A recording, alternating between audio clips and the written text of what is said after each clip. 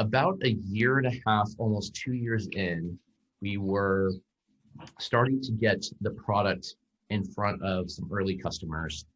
And I distinctly remember conversations with my co-founder Rahul and my other co-founder Conrad, who's our CTO. And it was like, how do we know that we're at product market fit?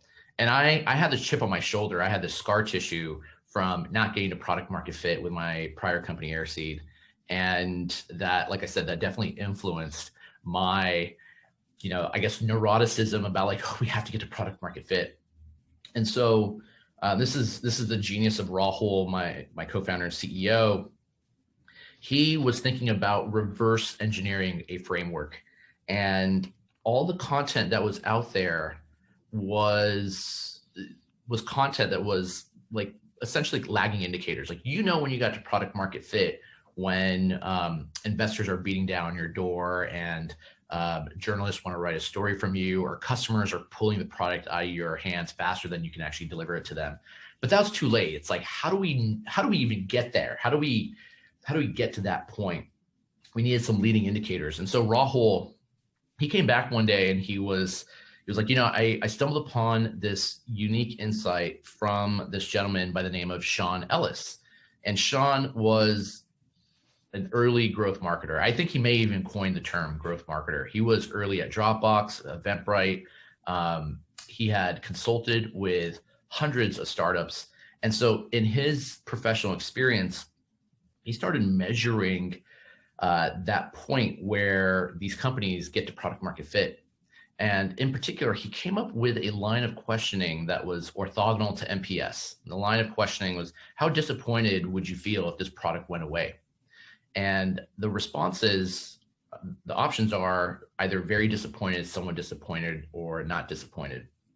And he found by asking this particular question, measuring the results, that across all of these companies, he saw there was a particular inflection point, this pattern around 40% of your users give you the response very disappointed to that question.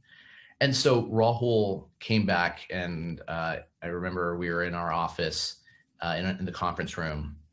And prior to that point, we were banging our heads against the wall, trying to figure out, like, how do we make this work? How do we know that we've gotten to product market fit? We were surveying our early users and customers, the folks that we had just given this product to. So we introduced this line of questioning. And in addition to that, we introduced other lines of questioning. What's missing from the product today?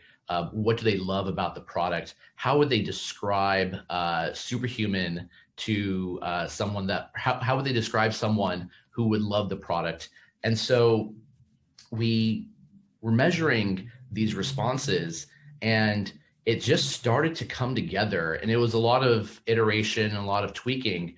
But from there, we developed this product market fit framework that allowed us to segment these early customers, to identify the power users, the high expectation customers.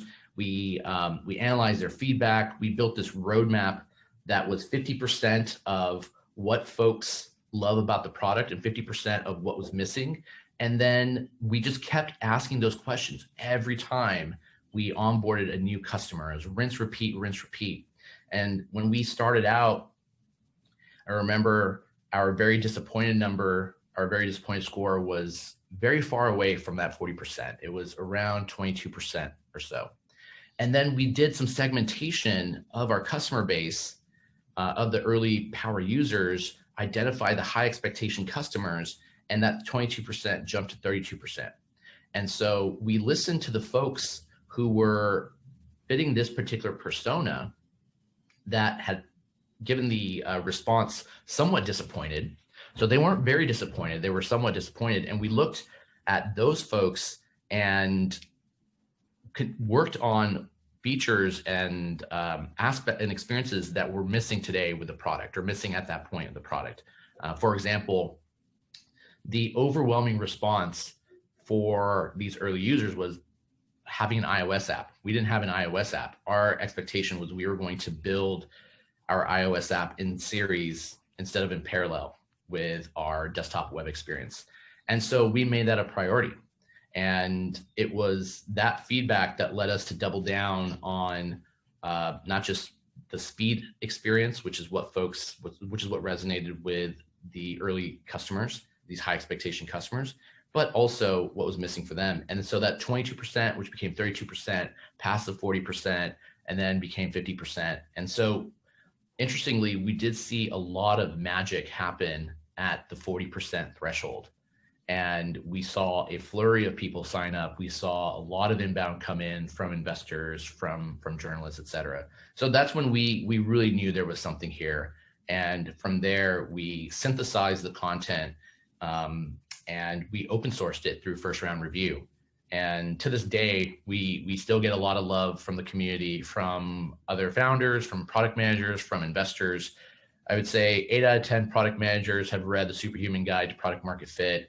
Pretty much every single investor, every single founder we've come across have mentioned that as well. So, this is something that we were fortunate enough to unlock, demystify this process, and getting to product market fit, especially speaking for someone who didn't get there with my prior company, ends up being the death knell for 90+% of startups. So if we can demystify this framework and give folks a playbook, a recipe, I think that's just a significant net positive to the world, where you have all these entrepreneurs who are that much closer to adding value to the world, adding value to society. And we're just fortunate enough that we were able to open source that content.